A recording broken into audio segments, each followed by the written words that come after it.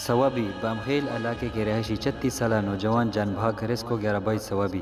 तफसीलात के मुताबिक सवाबी बामखेल में दो ग्रुपों के दरमियान गोली लगने से अताउल्लाह नामी नौजवान उम्र 36 साल मौका पर जान भाग। रेस्को 11/22 सवाबी इतला मौसूल होते ही रेस्को 11/22 की मेडिकल टीम मौका पर पहुंचकर जान बहक की लाश मजीद तफसीलात के लिए डिस्ट्रिक्ट हेडक्वार्टर अस्पताल मुंतकिल कर दिया गया।